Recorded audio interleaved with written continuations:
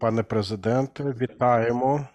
Тут зібралися учасники зустрічі країн Карибського басейну, і ми раді, що ви прийняли запрошення виступити перед нами. Будь ласка, ми надаємо слово вам. Dear Prime Minister Davis, dear colleagues, each and everyone in the Caribbean community who loves peace and enjoys living in line with the law. And I'm honored to address your community of states for the first time. And it is a special mission to thank you for your support of Ukraine and the international order. An order that is vital for everyone in the world, both for the largest and the smallest ones, because all in the world are equal and deserve to live with dignity and independence.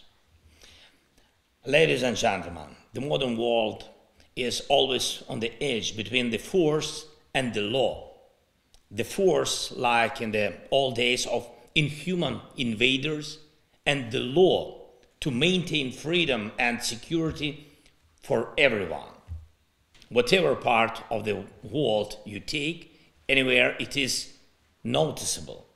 This confrontation, this bring that defines destinies of nations. Ukraine values the power of law, just like you, and we defend ourselves from those who believe in nothing else but brutal force. This is the meaning of the war that's happening now and here in Europe. But the war here is affecting not only our region. All in all, this is a war in which the world will cross that line between the force and the law.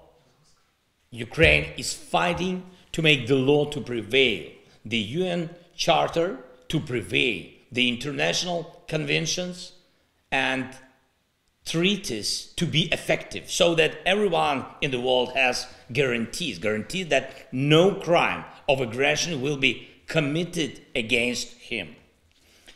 Ladies and gentlemen, as of this day, about 18% of Ukraine's territory is occupied by Russia. 109,045 square kilometers.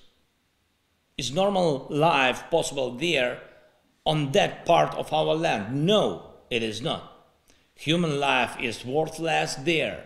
This is what Russia has brought to our land with its occupation. Russia's domination means no human rights, but the rule of militarized gangs. When Russia comes, it means that repressions and murder come. If the Russian flag appears, it means that torture chambers and total looting will appear. And when we finally manage to liberate the land from Russian forces, we see a humanitarian disaster area where everything has to be rebuilt. 109,045 square kilometers of human rights, violations, looting, humiliation, and death.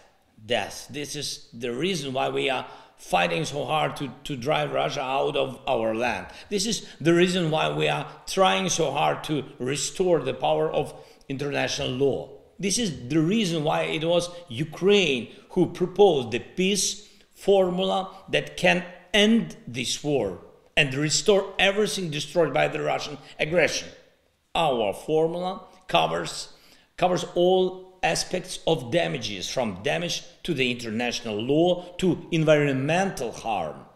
Russia is not just burning, down cities, killing people and stealing property. Russia is destroying the environment. Russia is selling chemical plants. Its aggression brings about destruction and flooding of coal mines. Mines and hostilities in the Black Sea resulted in deaths of tens of thousands of living creatures.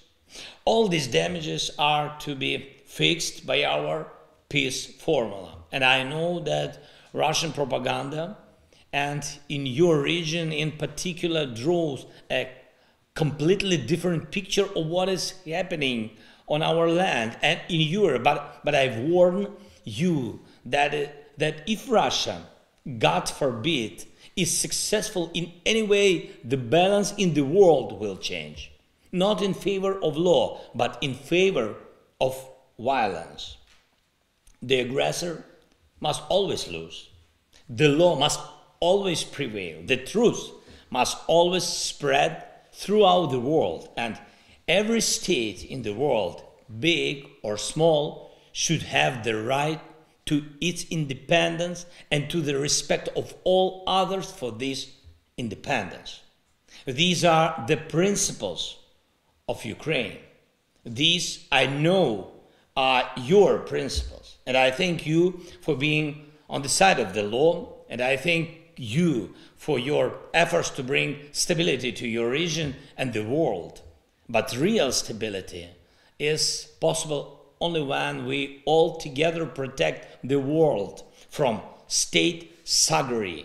So I encourage you to further cooperation. Next week, we will present at the UN General Assembly a resolution on a comprehensive, just and sustainable peace in Ukraine, and hence the restoration of the full force of the international rules-based order. Your votes matter.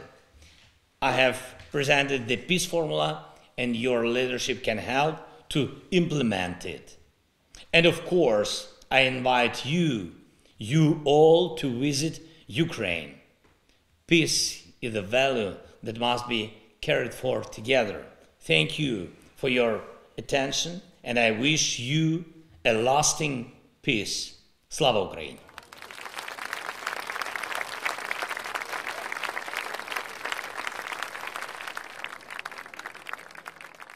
Пане президенте, дозвольте ще раз передати найкраще вітання від імені урядів і народів Карибського басейну. Дякуємо за ваш виступ і будемо сподіватися, що спільними зусиллями прийдуть більш щасливі мирні часи. Ми молимося за вас і закликаємо Бога вашу свою милість на вас передати. Дякую.